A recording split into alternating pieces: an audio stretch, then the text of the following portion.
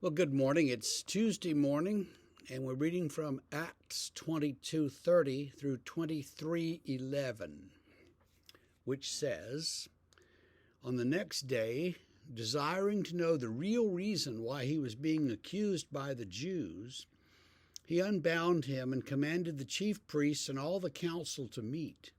And he brought Paul down and set him before them.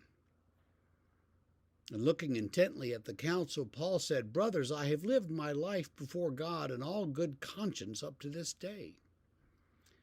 And the high priest Ananias commanded those who stood by him to strike him on the mouth. Then Paul said to him, 'God is going to strike you, you whitewashed wall. Are you sitting to judge me according to the law? And yet, contrary to the law, you order me to be struck.'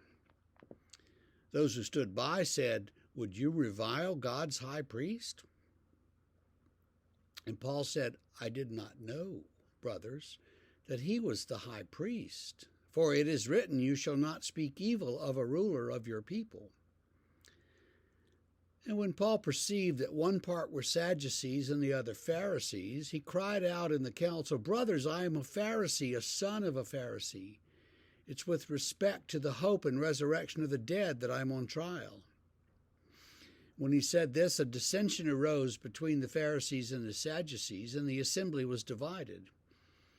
For the Sadducees say there is no resurrection, nor angel, nor spirit, but the Pharisees acknowledge them all.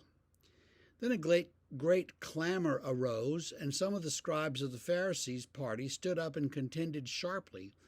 'We find nothing wrong in this man. What if a spirit or an angel spoke to him?' And when the dissension became violent, the tribune, afraid that Paul would be torn to pieces by them, commanded the soldiers to go down and take him away from them by force and bring him into the barracks. The following night the Lord stood by him and said, 'Take courage, for as you have testified to the facts about me in Jerusalem, you must also testify in Rome.'" So Paul is tried, we use that word kind of loosely, before the council in Jerusalem. The tribune, the Roman tribune, orders the council to meet. That's kind of interesting, and brings Paul in and says, "Let's sort this out. Why are all these Jews yelling at him in Hebrew? I don't understand. What's going on? Explain this." And Ananias, orders somebody to hit Paul, and they do, and there's a little bit of a discussion there about whether you should speak evil of the high priest. And of course that's against the law, but nobody's wearing a badge, so Paul doesn't really know who's who. But he sees an opportunity, because the Sadducees and the Pharisees are very different groups of people. The Sadducees are centered in Jerusalem around the temple worship. And they tend to be sort of the old money. They've inherited their position, they've inherited their wealth. The Pharisees are people who interpret the law apart from the temple. And so they can live out in the villages and interpret the law and be just fine. And it's Pharisaic Judaism that becomes Judaism as we know it after the temple is destroyed. So there's those differences between them. Now, the Sadducees don't believe there's anything but this life. You obey the law, you live a good life, you die, that's it. The Pharisees believe there's a resurrection of the dead and some things like that. And so they start arguing between themselves, and Paul's kind of smugly going, "Ha, ha, ha, ha."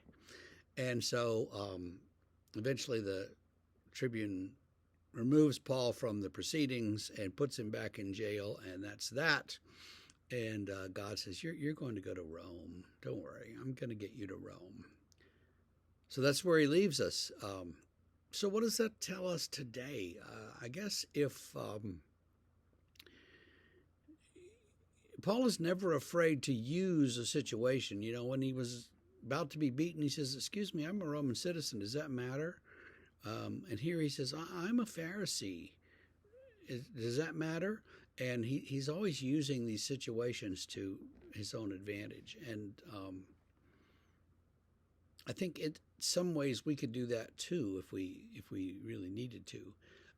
I don't think we're going to be dragged before the city council anytime soon, but you never know. So be ready. And if we do escape that fate, which I think would be a good thing, then we just carry on and remain faithful. And that's my word for you today, is just remain faithful to God no matter what comes. An online discussion that I'm a part of, somebody said, they always would ask when something arose, is anyone going to die because of this? And if the answer is yes, they deal with it. If the answer is no, like, okay, then I don't have to worry about it too much. And that was sort of the way to prioritize things. And that's not a bad idea. Who's going to die if I don't do this, or if I do this, or whatever? If no one is going to die, then you might be able to pass on it. So keep that in mind. Have a great day, and we will see you tomorrow morning.